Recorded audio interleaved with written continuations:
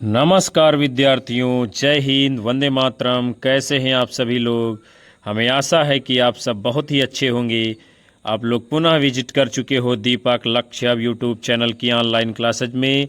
सभी का हम हार्दिक स्वागत, वंदन और अभिनंदन करते हैं। आज का सत्र आप सभी के लिए बहुत ही खास होने वाला है, जो कि प्रशिक्षित स्नातक शिक्षक चयन परीक्षा 2011 उत्तर प्रदेश हिंदी विषय के मॉडल पेपर के ऊपर आधारित है।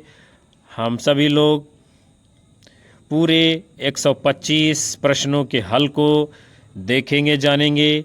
आप सभी में से कोई चैनल के ऊपर पहली बार आया है तो सब्सक्राइब कर लीजिए, बेल आइकन दबा लीजिए, जिससे आने वाली कक्षाओं का नोटिफिकेशन आप तक पहुंचता रहेगा।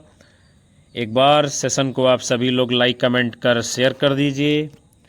और हम शुरुआत करेंगे आज के महत्वपूर्ण पहले प्रश्न के साथ में। 84 वैष्णवन की वार्ता किस लेखक की रचना है? नाभादास, वल्लभाचार्य, नंददास, गोस्वामी, गोकुलनाथ। विकल्प आप सभी के सामने हैं। 84 वैष्णवन की वार्ता किस लेखक की रचना है? तो आप सभी लोग अपना जवाब दे रहे हैं विकल्प डी, यानी गोस्वामी गोकुलनाथ। तो बिल्कुल सही उत्तर होगा। उसके बाद में अगला क्वेश्चन है, रानी केतकी की कहानी के रचनाकार हैं लल्लू लाल, सदा सुखलाल, इंसाअल्लाह खां, सदल मिश्र। किसकी रचना है रानी केतकी की कहानी? तो आप सभी का जवाब विकल्प सी आ रहा है, इंसाअल्लाह खां। तो बिल्कुल ठीक माना जाएगा। इन्हीं की रचना है रानी केतकी की कहानी। अगला आपका क्वेश्चन है, इनमें से सदल मिश्र की रचना कौन सी है? रानी केतकी की कहानी, प्रेम सागर, सुख सागर, नासकेतोपाख्यान।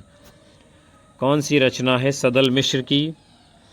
तो आप सभी का जवाब आ रहा विकल्प डी। तो ठीक होगा, यानी नासकेतोपाख्यान ये रचना सदल मिश्र जी की है। अगले क्वेश्चन को देखते हैं, सरहपा का संबंध निम्न में से किससे है? सिद्ध साहित्य, रासो साहित्य, नाथ साहित्य, जैन साहित्य। तो क्वेश्चन नंबर 4 का आप लोगों का जवाब आ रहा है विकल्प ए। तो राइट माना जाएगा, यानी कि सरहपा का संबंध किससे है? सिद्ध साहित्य से। फिर अगला क्वेश्चन है, सत्यार्थ प्रकाश के लेखक का नाम क्या है? स्वामी दयानंद, स्वामी श्रद्धानंद, स्वामी विवेकानंद, केशव चंद्र सेन। किसकी रचना है सत्यार्थ प्रकाश? तो आपका उत्तर विकल्प ए आ रहा है, स्वामी दयानंद। तो ठीक माना जाएगा, इन्हीं की रचना है सत्यार्थ प्रकाश। अगला क्वेश्चन है, आदिकाल को वीर गाथा का नाम किसने दिया है? हजारी प्रसाद द्विवेदी, डॉक्टर नगेंद्र, रामचंद्र शुक्ल, राहुल सांकृत्यायन। किसने आदिकाल को वीर गाथा काल कहा है? तो आपका उत्तर आ रहा विकल्प सी, आचार्य रामचंद्र शुक्ल। तो बिल्कुल सही होगा। फिर अगला क्वेश्चन है, पृथ्वीराज रासो के रचयिता का नाम बताइए। चंदवरदाई, अमीर खुसरो, जगनीक, नरपति नल। किसकी रचना है पृथ्वीराज रासो? आपका जवाब आ रहा विकल्प ए, चंदवरदाई। तो बिल्कुल ठीक होगा। फिर आपका अगला क्वेश्चन है, कबीरदास किस काव्यधारा का प्रतिनिधित्व करते हैं? संत काव्य, सूफी काव्य, राम काव्य, कृष्ण काव्य। तो आप सभी लोग जानते हो कबीरदास जो है संत काव्यधारा के प्रतिनिधि कवि हैं, यानी विकल्प ए आप सभी का राइट आंसर होगा। उसके बाद में अगला क्वेश्चन है, खुमाण रासों के रचयिता कौन है? दलपत विजय, जगनीक, चंदवरदाई, विद्यापत। आप सभी लोगों को उत्तर करना है। आपका जवाब आ रहा विकल्प ए। तो ठीक होगा, यानी खुमाण रासो रचना किसकी है? दलपत विजय जी की। अगला आपका क्वेश्चन है, इनमें से कौन से कवि संत कवि नहीं हैं? कबीरदास, रैदास, गुरु नानक, तुलसीदास। कौन नहीं है संत कवि? तो आपका जवाब आ रहा विकल्प डी, तुलसीदास। तो बिल्कुल ठीक होगा, तुलसीदास राम काव्यधारा के कवि हैं। अगला क्वेश्चन है, इनमें से सूफी काव्यधारा का कौन सा कवि नहीं है? मुल्ला दाऊद, जायसी, नाभादास, कुतुबन। कौन सूफी काव्यधारा का कवि नहीं है? तो आप सभी का उत्तर आ रहा विकल्प सी, नाभादास। तो राइट होगा, नाभादास राम भक्ति शाखा के कवि हैं। अगला क्वेश्चन है, निर्गुण धारा की प्रवृत्ति है, कौन सी है? वात्सल्य रस की प्रधानता, प्रकृति पर चेतन सत्ता का आरोप, रूढ़ियों आडंबरों का विरोध, आश्रयदाता की प्रशंसा। कौन सी है निर्गुण धारा की काव्य प्रवृत्ति इनमें से? तो आपका जवाब आ रहा विकल्प सी, तो राइट माना जाएगा, रूढ़ियों एवं बाह्य आडंबरों का विरोध। आगे बढ़ेंगे। अगला क्वेश्चन है, पद्मावत के रचयिता कौन है? मुल्ला दाऊद, जायसी, कुतुबन, मंझन। कौन है पद्मावत के रचयिता? तो आप सभी का जवाब इस क्वेश्चन के लिए आ रहा है विकल्प बी, मलिक मोहम्मद जायसी। तो आपका उत्तर बिल्कुल सही होगा। अगला क्वेश्चन, पद्मावत किस भाषा में लिखा गया है? अवधी, ब्रजभाषा, खड़ी बोली, फारसी। तो आप लोग अपना जवाब दिए हो विकल्प ए यानी अवधी भाषा, तो बिल्कुल सही उत्तर होगा। उसके बाद में अगला क्वेश्चन है, अष्टयाम के रचयिता कौन है? सूरदास, गोकुलनाथ, नाभादास, वल्लभाचार्य। किसकी रचना है अष्टयाम? आपका जवाब आ रहा विकल्प सी, नाभादास। तो राइट होगा, यानी कि अष्टयाम रचना किसकी है? नाभादास जी की। अगला क्वेश्चन आपके सामने है, 252 वैष्णवन की वार्ता के लेखक हैं? सूरदास, नंददास, नाभादास, गोकुलनाथ। आपका उत्तर आ रहा विकल्प डी, तो राइट होगा, यानी कि 252 वैष्णवन की वार्ता के लेखक कौन है? गोकुलनाथ जी। उसके बाद अगला क्वेश्चन है, नंददास किस काव्यधारा से संबंधित है? संत काव्यधारा, सूफी काव्यधारा, कृष्ण काव्यधारा, राम काव्यधारा। तो आपका उत्तर आ रहा विकल्प सी, कृष्ण काव्यधारा। तो राइट माना जाएगा, नंददास कृष्ण काव्यधारा के कवि हैं। अगला क्वेश्चन आपके सामने है, सूरसागर किस भाषा की कृति है? खड़ी बोली, ब्रजभाषा, अवधी, पंजाबी। तो आप सभी लोग जानते हो इसका उत्तर विकल्प बी आपका जवाब आ रहा, तो राइट होगा, यानी कि सूरसागर ये ब्रजभाषा का ग्रंथ है। अगला है क्वेश्चन, इनमें से सूर की रचना कौन सी नहीं है? सूरसागर, सूरसारावली, साहित्य लहरी, रास पंचाध्यायी। कौन सी रचना नहीं है सूरदास जी की? तो आपका उत्तर विकल्प डी आ रहा है, रास पंचाध्यायी। तो राइट होगा, रास पंचाध्यायी ये नंददास की रचना है, यानी सूरदास की नहीं है। अगला क्वेश्चन है, इनमें से कृष्ण भक्त कवि कौन सा नहीं है? सूरदास, रसखान, कृष्णदास, तुलसीदास। कौन नहीं है कृष्ण भक्त कवि? तो आपका जवाब विकल्प डी आ रहा है, तो बिल्कुल सही होगा, तुलसीदास ये नहीं है, क्योंकि ये राम भक्ति शाखा के प्रतिनिधि कवि हैं। अगला है, तुलसी की भक्ति का स्वरूप क्या था? दास्य, सख्य, वात्सल्य, मातृ। किस प्रकार की तुलसीदास की भक्ति है? तो आपका उत्तर आ रहा विकल्प ए, दास्य भाव। तो राइट आंसर होगा। फिर अगला क्वेश्चन, इनमें से कौन सा ग्रंथ तुलसी द्वारा रचित नहीं है? गीतावली, दोहावली, विनय पत्रिका, रसमंजरी। तुलसीदास की रचना कौन सी नहीं है? आपका उत्तर विकल्प डी आ रहा, रसमंजरी। तो राइट होगा, क्योंकि रसमंजरी ये नंददास जी की रचना है। अगला क्वेश्चन, इनमें से कौन सा महाकाव्य अवधी भाषा में लिखा गया है? प्रिप्रवास, साकेत, रामचरितमानस, रामचंद्रिका। तो अवधी भाषा में लिखा गया महाकाव्य है आपका विकल्प सी, यानी रामचरितमानस। उत्तर सही होगा। हम सभी लोग आगे बढ़ते हैं। अगला क्वेश्चन है, रीतकालीन कवियों की काव्य भाषा क्या थी? ब्रज, अवधी, खड़ी बोली, बुंदेली। तो आप सभी का जवाब इस क्वेश्चन के लिए आ रहा विकल्प सी। तो राइट होगा, यानी रीतकालीन कवियों की भाषा किस प्रकार की थी? ब्रज भाषा। अगला क्वेश्चन, रीतकालीन उस कवि का नाम बताइए जिसने वीर रस में कविता लिखी है? पद्माकर, भूषण, बिहारी, घनानंद। क्या होगा सही जवाब? आपका उत्तर विकल्प बी आ रहा है, तो ठीक माना जाएगा, यानी वीर रस की कविता लिखने वाले रीतकाल के कवि हैं भूषण जी। अगला क्वेश्चन है, बिहारी सतसई किस भाषा का काव्य ग्रंथ है? ब्रजभाषा, खड़ी बोली, अवधी, भोजपुरी। आप सभी लोग जानते हैं इसका सही उत्तर क्या है। बिहारी सतसई विकल्प ए, यानी ब्रजभाषा में लिखा गया काव्य ग्रंथ है। अगला क्वेश्चन, सुजान शब्द का प्रयोग किस कवि की कविता में सर्वाधिक हुआ है? बिहारी भूषण घनानंद ठाकुर। किसकी कविता में सुजान शब्द का सर्वाधिक प्रयोग किया गया है? विकल्प सी उत्तर है घनानंद, तो ठीक माना जाएगा। घनानंद पियारे सुजान सुनो, मन लेहु पे देहु छटाक नहीं। अगला क्वेश्चन है, इनमें से कौन सा कवि रीति मुक्त नहीं है? घनानंद, आलम, बोधा, केशवदास। कौन नहीं है रीति मुक्त कवि? तो आपका उत्तर विकल्प डी आ रहा है, केशवदास तो राइट होगा। घनानंद, आलम, बोधा, ठाकुर, द्विजदेव ये सब रीति मुक्त में आते हैं। अगला क्वेश्चन, कवि प्रिया के रचनाकार का नाम बताइए। देव, केशव, पद्माकर, घनानंद। कवि प्रिया रचना किसकी है ये? आपका उत्तर विकल्प बी आ रहा है, केशवदास, तो बिल्कुल ठीक होगा। फिर हम लोग अगले क्वेश्चन को देखते हैं, इनमें से कौन सी भारतेंदु जी की रचना नहीं है? वैद्य की हिंसा हिंसा न भवत, विशस्य विस्मस्तम, बादशाह दर्पण, पद्मावती। कौन सी रचना नहीं है भारतेंदु जी की? आपका जवाब विकल्प डी आ रहा है, पद्मावती, तो ठीक माना जाएगा। अगला है, कौन सा नाटक भारतेंदु जी का नहीं है? भारत दुर्दशा, नील देवी, प्रेम जोगिनी, रणधीर प्रेम मोहिनी। कौन सा नाटक नहीं है भारतेंदु जी का? तो आप लोगों का उत्तर आ रहा है विकल्प डी, रणधीर प्रेम मोहिनी, तो ठीक होगा, चूंकि रणधीर प्रेम मोहिनी लाला श्रीनिवास दास जी का नाटक है।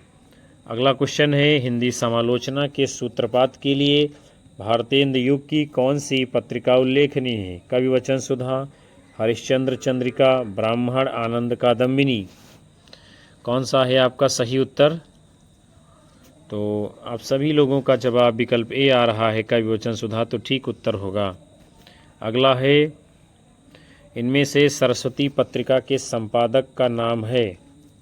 हजारी प्रसाद द्विवेदी, अयोध्या सिंह उपाध्याय, बालकृष्ण भट्ट, महावीर प्रसाद द्विवेदी। कौन है सरस्वती पत्रिका के संपादक? आप लोगों का उत्तर आ रहा है विकल्प डी, महावीर प्रसाद द्विवेदी, तो बिल्कुल ठीक होगा।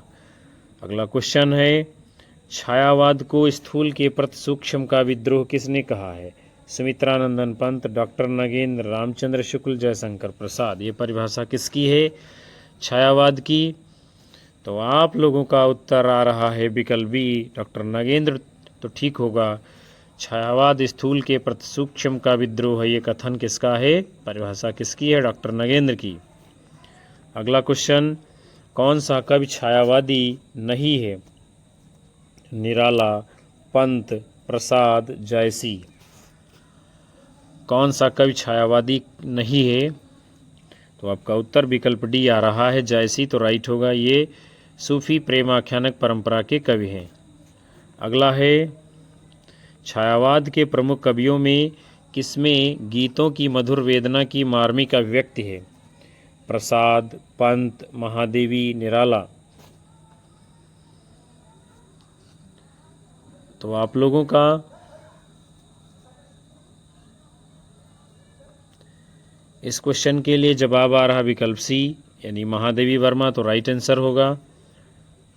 इनके गीतों में मधुर वेदना की अभिव्यक्त मर्मा, यानी क्या है? मर्माभिव्यक्ति है। अगला क्वेश्चन है, प्रगतिवादी काव्य सृष्टि है?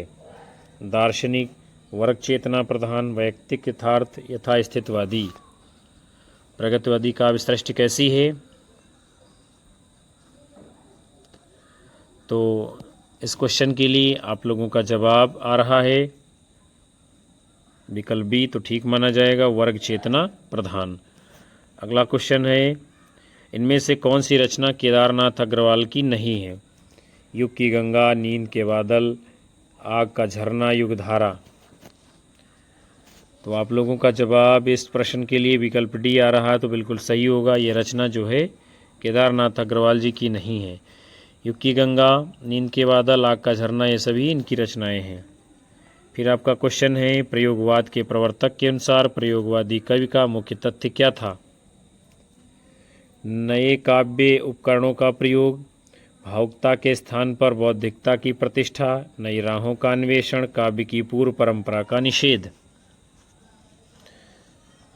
तो इसके लिए आप लोगों का जवाब विकल्प सी आ रहा, तो ठीक होगा, यानी प्रयोगवाद के प्रवर्तक के अनुसार प्रयोगवादी कवि का मुख्य तथ्य क्या है? नई राहों का अन्वेषण करना। फिर अगला क्वेश्चन है, निम्नलिखित में से कौन तार सप्तक का कवि नहीं है? शमशेर बहादुर सिंह, गिरजा कुमार माथुर, मुक्तिबोध, प्रभाकर माछवे। कौन सा नहीं है तार सप्तक का कवि? आप लोगों का उत्तर विकल्प ए आ रहा है, शमशेर बहादुर सिंह, तो राइट आंसर होगा। उसके बाद में अगला क्वेश्चन है, आगे कौन से वाद के कवि हैं? प्रगतिवाद, प्रयोगवाद, छायावाद, इनमें से कोई नहीं। किस वाद के कवि हैं आगे जी? तो आपका उत्तर विकल्प बी आ रहा है, प्रयोगवाद, तो राइट आंसर होगा। उसके बाद अगला क्वेश्चन है, हिंदी की पहली कहानी लेखिका हैं? चंद्र किरण सोनरिक्शा, बंग महिला, होमवती देवी, चंद्रमुखी ओझा। 42 का उत्तर क्या होगा? विकल्प बी आप जवाब दे रहे हैं, बंग महिला, तो ठीक होगा। हिंदी की पहली कहानी लेखिका है राजेंद्र वाला घोष, बंग महिला। फिर उसके बाद अगला क्वेश्चन,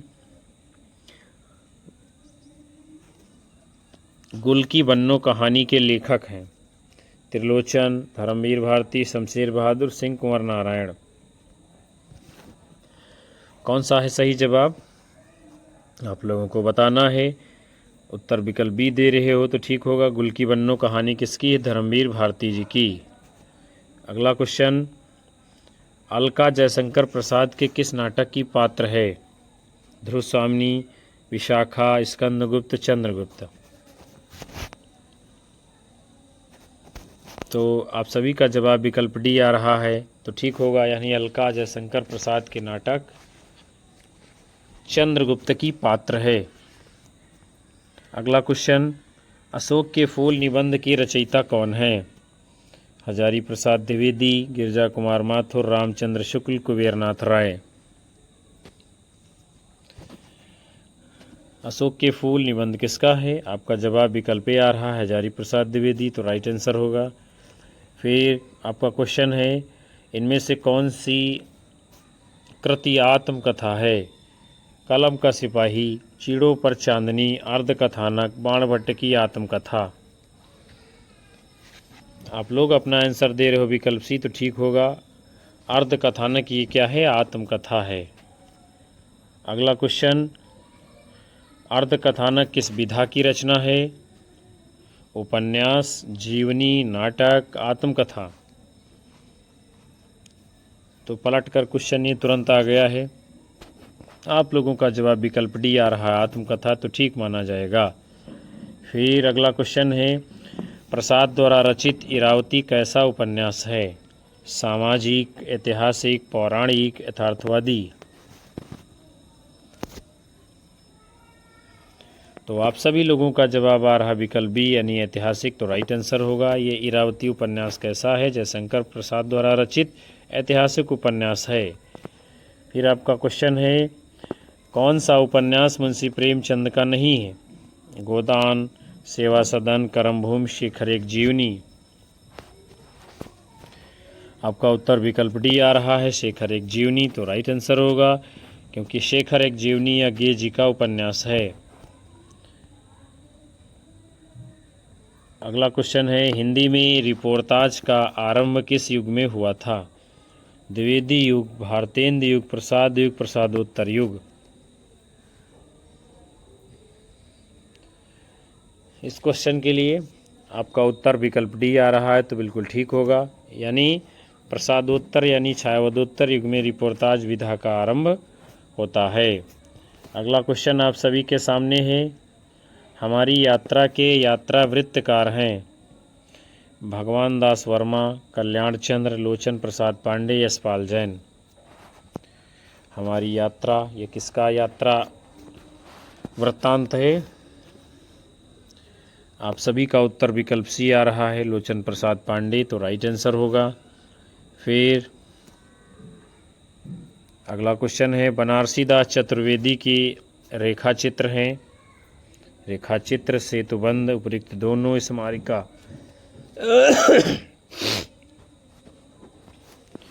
आप लोगों का उत्तर आ रहा है विकल्प सी, तो ठीक होगा, यानी क्या है?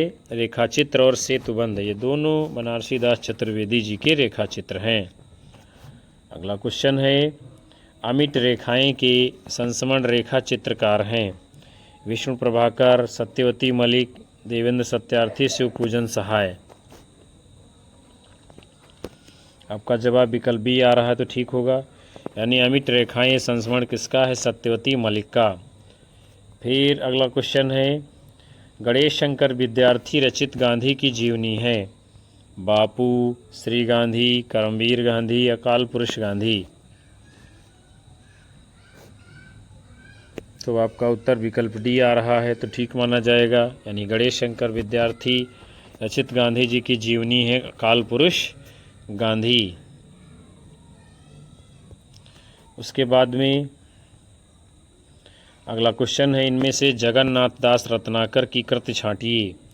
उद्धव शतक, भ्रमर गीत, गीतावली, रसमृथि। तो जगन्नाथ दास रत्नाकर की रचना कौन सी है? आपका जवाब विकल्प ए आ रहा है, उद्धव शतक, तो ठीक होगा।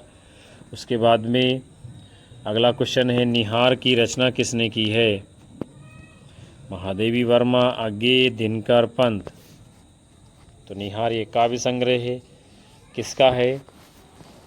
आप लोग अपना उत्तर दिए हैं विकल्प ए, महादेवी वर्मा, तो आपका उत्तर बिल्कुल ठीक होगा। अगला क्वेश्चन है, शिवराज भूषण की रचयिता कौन है? घनानंद, बिहारी, पद्माकर, भूषण। शिवराज भूषण के रचयिता कौन है? तो आप सभी का उत्तर विकल्प डी आ रहा है, भूषण का भी तो ठीक होगा।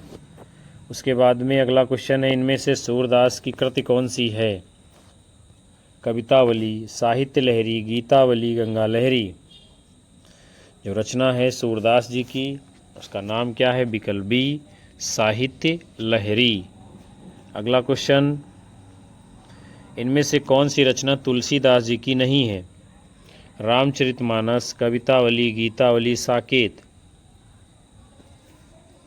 कौन सी रचना नहीं है तुलसीदास की? तो आप सभी अपना उत्तर दे रहे हैं विकल्प डी, तो ठीक होगा, चूँकि क्या है, साकेत महाकाव्य मैथिलीषण गुप्त जी का है। फिर अगला क्वेश्चन, कौन सा जोड़ा सही है? महादेवी वर्मा निहार, मैथिलीषण गुप्त कामायनी, पंत तोड़ती पत्थर निराला, साकेत। कौन सा इसमें सही जोड़ा है? तो आप लोगों का जवाब विकल्प आ रहा तो राइट होगा, महादेवी वर्मा निहार, बाकी सारे गलत हैं। फिर आपका क्वेश्चन है, कौन सा जोड़ा सही है? प्रियप्रवास, हरिओस, सांदगीत, प्रसाद, आंसू, निराला, साकेत, तुलसीदास। तो सभी लोग अपना उत्तर कर रहे हो विकल्प ए, तो ठीक होगा, यानी प्रियप्रवास, हरिओद, यही सही है। अगला क्वेश्चन है, महाकवि भूषण की रचना है? रेणुका, चिदंबरा, दीपशिखा, छत्रसाल, दशक। कौन सी है महाकवि भूषण की रचना? तो आपका उत्तर आ रहा है विकल्प डी, तो ठीक होगा, यानी छत्रसाल, दशक, यही है रचना भूषण की। फिर अगला क्वेश्चन आपके सामने है, भरत मुनि ने रस सूत्र का विवेचन अपने किस ग्रंथ में किया है? नाट्य दर्पण, नाट्यशास्त्र, हृदय दर्पण, कोई नहीं। तो रस सूत्र का विवेचन भरत के ग्रंथ नाट्यशास्त्र में हुआ, विकल्प बी आप लोगों का सही आंसर होगा। फिर अगला प्रश्न है, अनुभवों के कितने भेद होते हैं?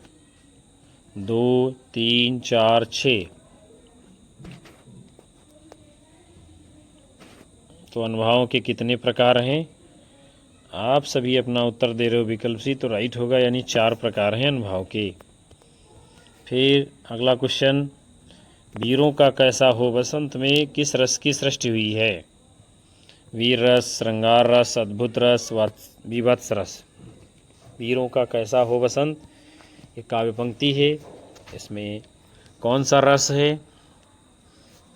आपका उत्तर आ रहा है विकल्प ए, वीर रस, तो बिल्कुल ठीक होगा। फिर अगला क्वेश्चन, दुख ही जीवन की कथा रही, क्या कहूँ आज जो नहीं कहीं। इसमें कौन सा रस है? करुण रस, श्रृंगार रस, अद्भुत रस, विभत्स रस। तो 66 का आप सभी का उत्तर आ रहा है विकल्प ए, करुण रस, तो बिल्कुल राइट आंसर होगा।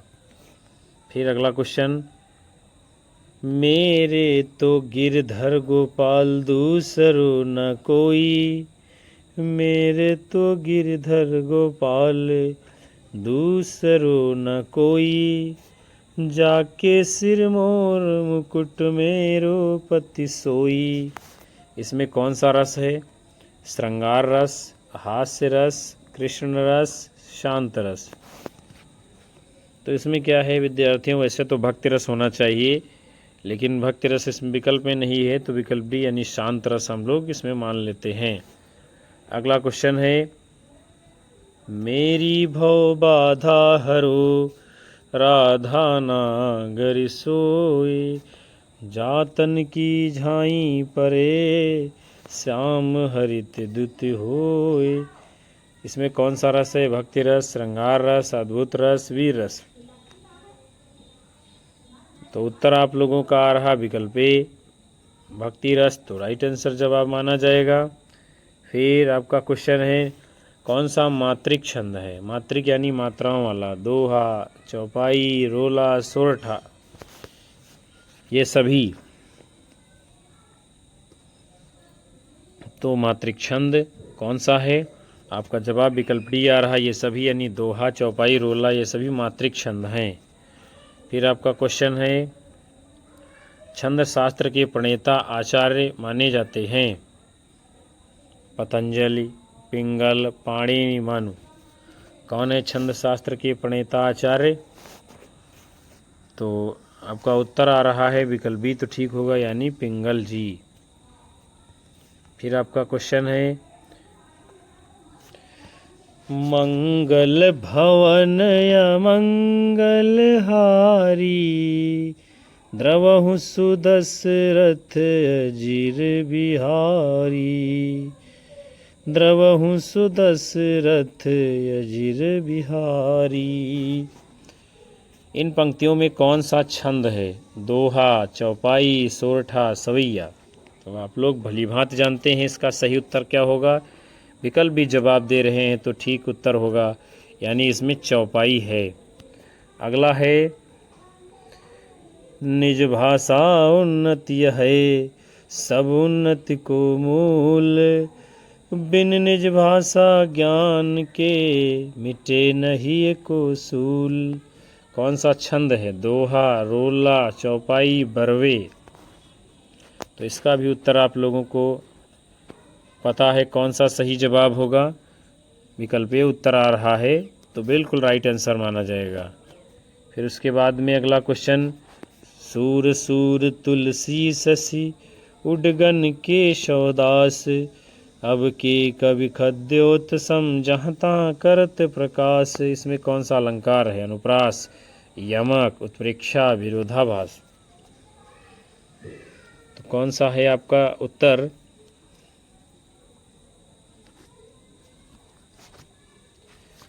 आप सभी का जवाब इस क्वेश्चन के लिए आ रहा है विकल्प भी, तो राइट आंसर होगा। फिर अगला क्वेश्चन, नील परिधान बीच सुकुमार, खुल रहा मृदुल यदु खुलायंग, खिला हो ज्यों बिजली का फूल, मेघ वन बीच गुलाबी रंग। इन पंक्तियों में कौन सा अलंकार है, यह आपसे पूछा जा रहा है। उत्प्रेक्षा, श्लेष, रूपक, यमक। इसमें कौन सा अलंकार है? आप सभी लोगों को बताना है। पंक्तियां एक बार आप फिर देख सकते हैं। तो इस क्वेश्चन के लिए आप सभी लोगों का जवाब आता है विकल्प ए यानी उत्प्रेक्षा अलंकार, तो उत्तर सही होगा। फिर अगला क्वेश्चन, चरण कमल बंदो हरि राई, चरण कमल बंदो हरि राई में कौन सा अलंकार है? यमक, रूपक, श्लेष, अनुप्रास। कौन सा है इसमें अलंकार? चरण कमल बंदो हरि राई में। तो आपका उत्तर विकल्प बी आ रहा है, रूपक अलंकार, तो सही होगा। फिर अगला क्वेश्चन है, बिहार की राजधानी पटना किस बिहारी बोली के क्षेत्र में स्थित है? मैथिली, भोजपुरी, मगही, अंगिका। तो आपका उत्तर विकल्प सी आ रहा है, तो ठीक माना जाएगा, यानी पटना का बोली का क्षेत्र कौन सा है? मगही। उसके बाद आपका क्वेश्चन है, खड़ी बोली की पहली रचना है प्रेम सागर, नासकेतोपाख्यान, ढोला मारूरा दोहा, काशिका। खड़ी बोली की पहली रचना कौन सी है?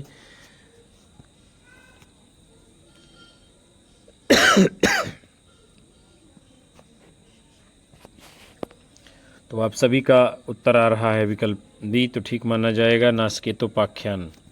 अगला क्वेश्चन है, पश्चिमी हिंदी के अंतर्गत कौन सी बोली नहीं आती है? छत्तीसगढ़ी, कौरवी, बुंदेली, छत्तीसगढ़ी। कौन सी नहीं आती है इसमें?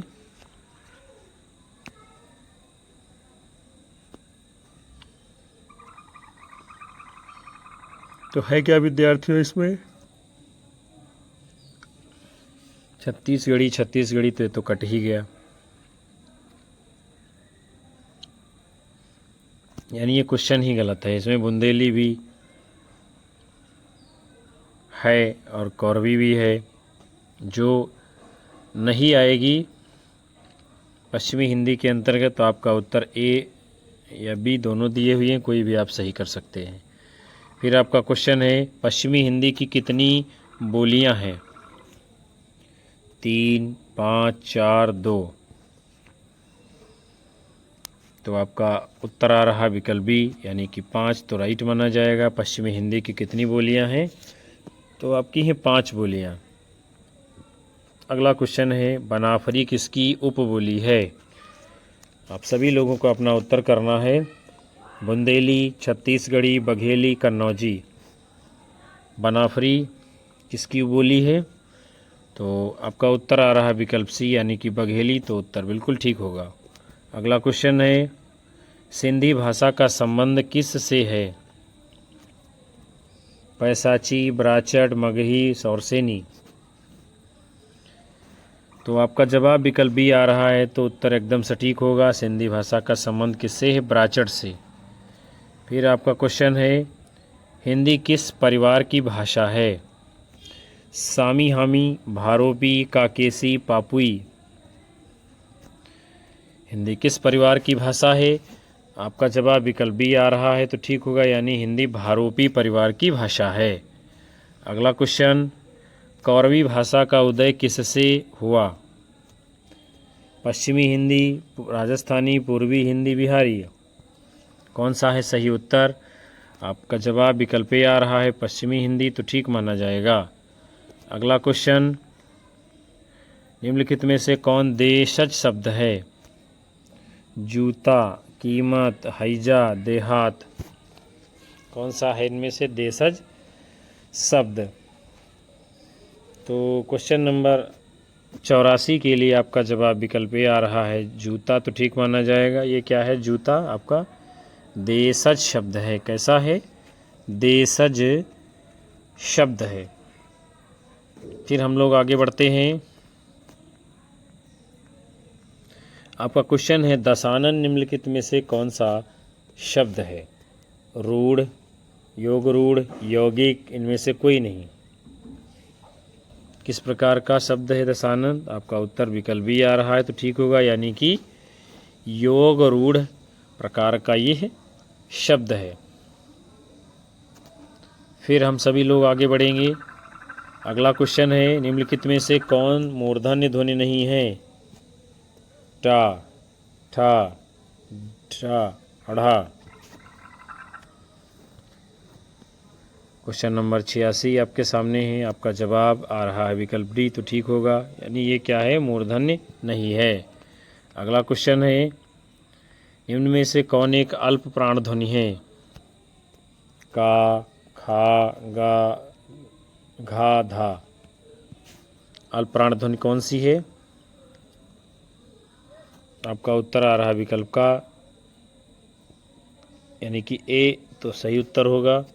फिर आपका क्वेश्चन है, देवनागरी लिपि का विकास किससे हुआ है? खरोष्ठी, ब्राह्मी, कीलाक्षर, हेरीग्लिफिक। देवनागरी लिपि का विकास किससे हुआ है?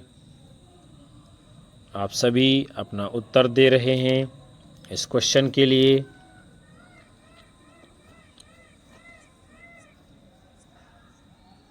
विकल्प बी तो ठीक आंसर माना जाएगा, यानी ब्राह्मी से देवनागरी का विकास होता है।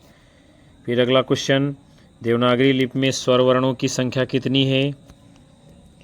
11, 12, 13, 14। कितने स्वर वर्ण हैं देवनागरी लिपि में? तो आप सभी का उत्तर आ रहा है विकल्प ए, तो राइट होगा, यानी 11 स्वर वर्ण हैं। फिर अगला क्वेश्चन, देवनागरी लिपि मूलतः है वर्णनात्मक, अक्षरात्मक, चित्रात्मक, प्रतीकात्मक। कैसी है देवनागरी लिपि?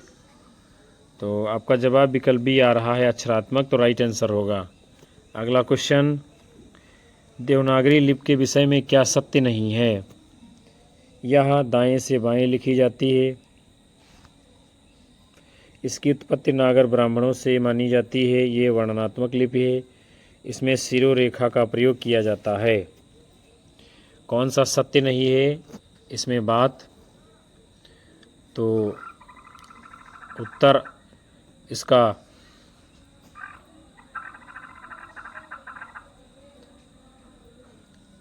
आ रहा है आप लोगों का विकल्प ए, तो ठीक होगा, यानी ये बाएं से दाएं लिखी जाती है, ना कि दाएं से बाएं। यही आपका सही नहीं है।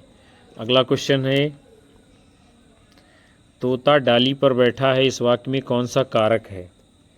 कारण कारक, संबंध कारक, अधिकरण कारक, अपादान कारक।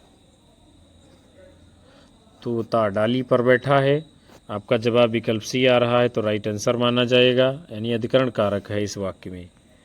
फिर क्वेश्चन है, साधु आ रहे हैं, वाक्य में साधु का वचन निर्धारित कीजिए। एक वचन, बहुवचन, द्विवचन, इनमें से कोई नहीं।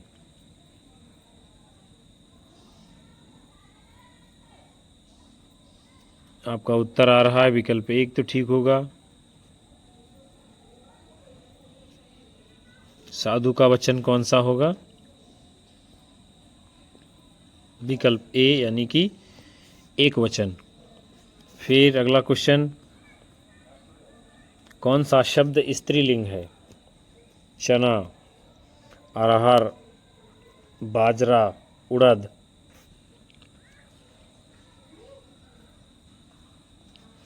तो स्त्रीलिंग आपसे पूछा जा रहा है, आपका जवाब विकल्प बी आ रहा है। अरहर तो ठीक होगा, और चना, बाजरा, उड़द ये सब क्या है? पुल्लिंग शब्द हैं। फिर आपका क्वेश्चन है, विद्याभ्यास का संधि विच्छेद क्या होगा? विद्याधन अभ्यास, विद्याधन अभ्यास, विद्याधन अभ्यास, विद्याधन भ्यास। तो विद्याभ्यास का संधि विच्छेद क्या है?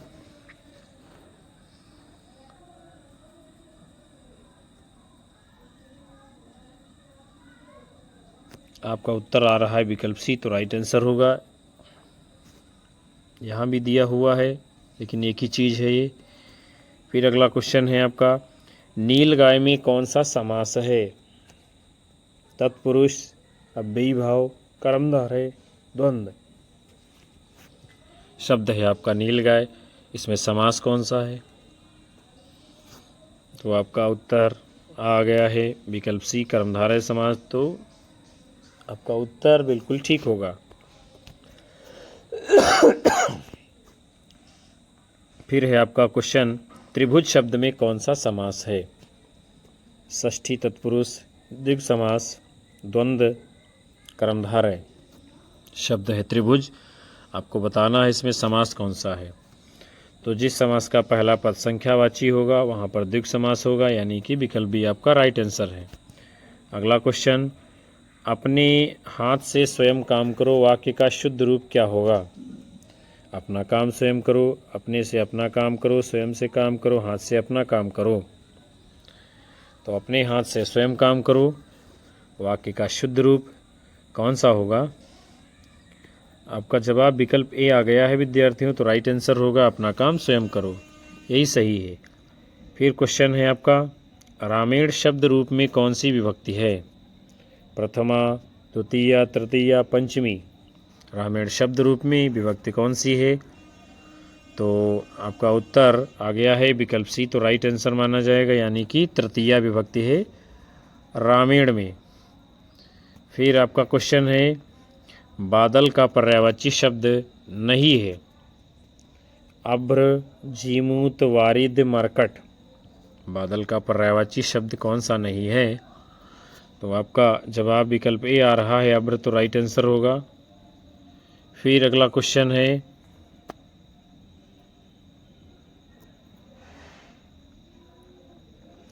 अर्वाचीन शब्द का विलोम शब्द क्या है? नवीन, प्राचीन, आदिकालीन, पाषाणकालीन। अर्वाचीन शब्द का विलोम कौन सा है?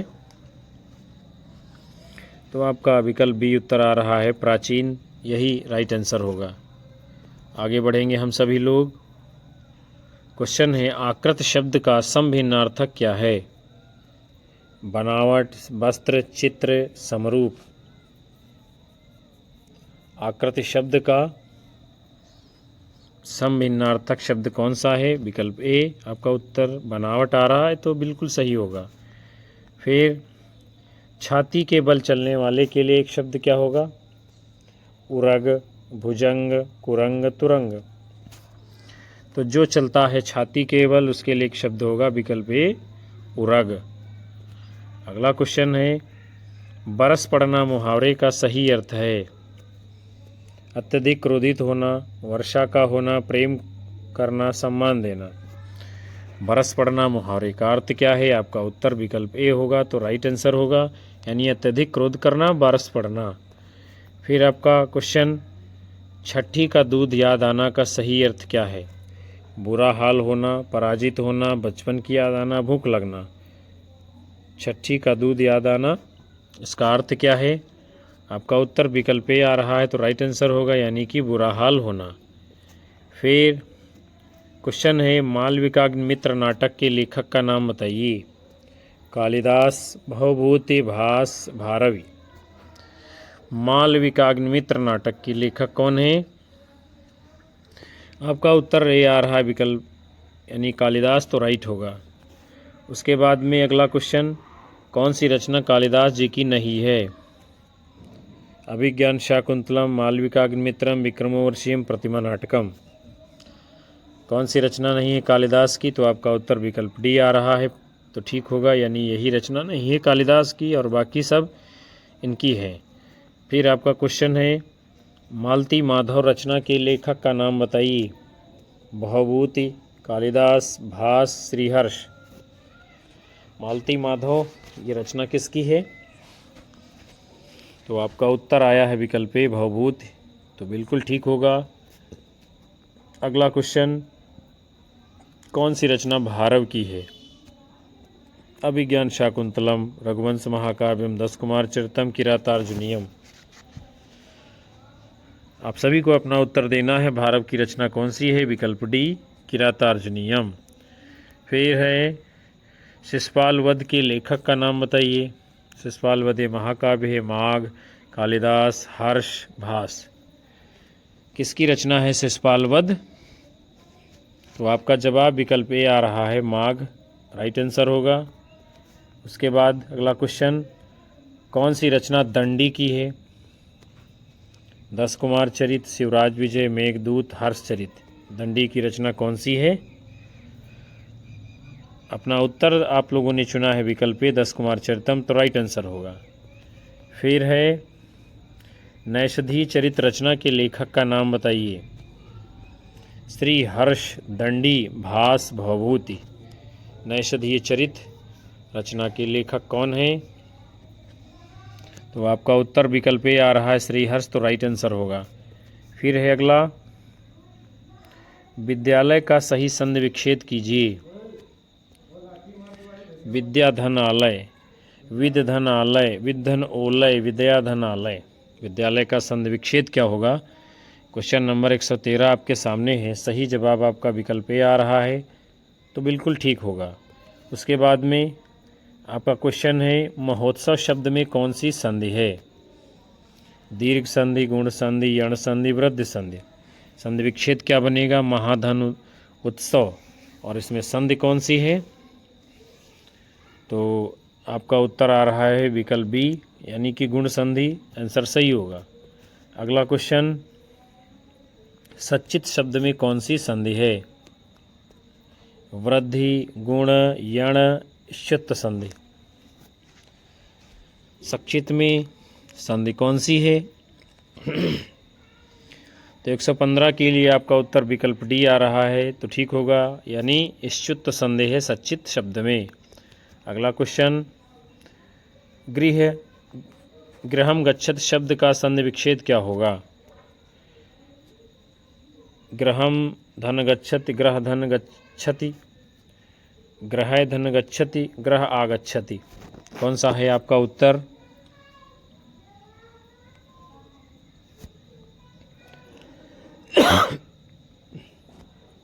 तो आपका जवाब विकल्प ए आ रहा है, तो उत्तर आपका बिल्कुल सही माना जाएगा, अर्थात यही आपका सही संधि विच्छेद है। अगला क्वेश्चन है, महात्मा शब्द में कौन सा समास है? तत्पुरुष, अव्ययी भाव, कर्मधारय, बहुब्रीहि। महात्मा शब्द में कौन सा समास है? आपका उत्तर आया है विकल्प सी, कर्मधारय समास, तो राइट आंसर होगा। फिर है अगला क्वेश्चन, प्रतिदिनम शब्द का समास विग्रह कीजिए।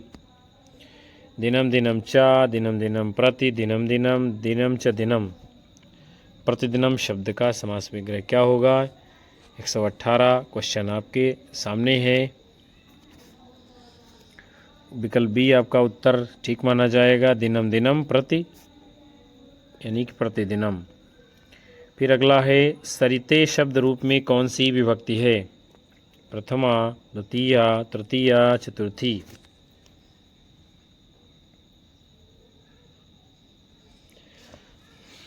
तो आपका उत्तर विकल्प डी आ रहा है, तो ठीक होगा, यानी सरिते ये चतुर्थी विभक्ति का रूप है। अगला क्वेश्चन, जगत शब्द रूप में कौन सी विभक्ति है? जगतः है। एक वचन, द्विवचन, बहुवचन, सभी सही।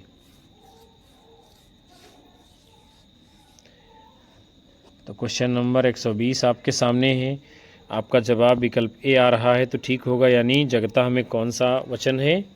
एक वचन है। फिर हम सभी अगले क्वेश्चन को देखेंगे। तिष्ठति धातु रूप में कौन सा लकार है?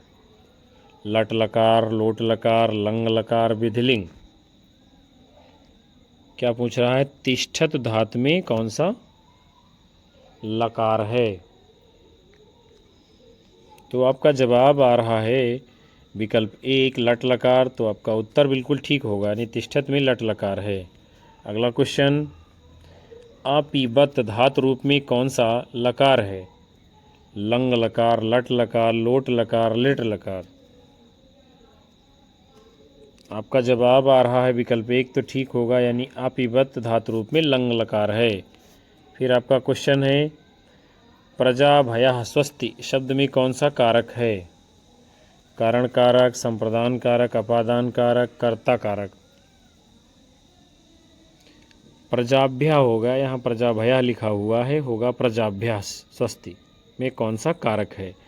तो आप लोगों का उत्तर विकल्प बी आ रहा है, तो राइट आंसर होगा, यानी संप्रदान कारक है प्रजाभ्यास स्वस्ति में। फिर अगला क्वेश्चन है, सहयुक्ते प्रधाने में कौन सा कारक है? कर्ता कारक, कर्म कारक, करण कारक, अपादान कारक। सहयुक्ते प्रधाने में कौन सा कारक है? तो सह के योग में तृतीया विभक्ति यानी कि करण कारक होता है। फिर आप सभी का अगला क्वेश्चन है, आज के इस मॉडल पेपर का अंतिम क्वेश्चन आपके सामने है। रामः गृहं गच्छति शब्द का हिंदी अनुवाद कीजिए। राम घर जाता है, राम घर से आता है, राम घर पर आता है, राम घर को जाता है। तो इसका उत्तर आप सभी जान गए होंगे। रामः गृहं गच्छति का हिंदी अनुवाद क्या है? आप लोग अपना उत्तर किए हैं विकल्प ए, यानी राम घर जाता है, तो आपका उत्तर बिल्कुल सही होगा, यही आपका सही जवाब है। तो प्यारे विद्यार्थियों, इस महत्वपूर्ण सेशन को हम यहीं पर विराम दे दिए हैं, जो कि प्रशिक्षित स्नातक चयन परीक्षा 2011 के मॉडल पेपर के ऊपर आधारित था।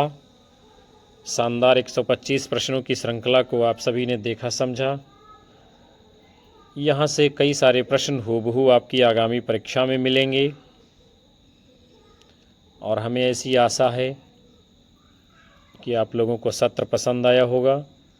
कक्षा को लाइक कीजिए, ज़्यादा से ज़्यादा अपने साथी मित्रों में शेयर करिए और अपने अधिकतम साथी मित्रों, घर परिवार, दोस्तों को हमारे चैनल से जोड़ते रहिए और हम आप सभी को लगातार कक्षाएं देते रहेंगे। उन सभी विद्यार्थियों का, साथियों का हार्दिक आभार, धन्यवाद जो अंत तक कक्षा को वॉच करते हैं। मिलेंगे आप सभी लोगों को पुनः अगले सेशन में। तब तक के लिए नमस्कार, जय हिंद, वंदे मातरम, बाय बाय, शुभ रात्रि आप सभी को।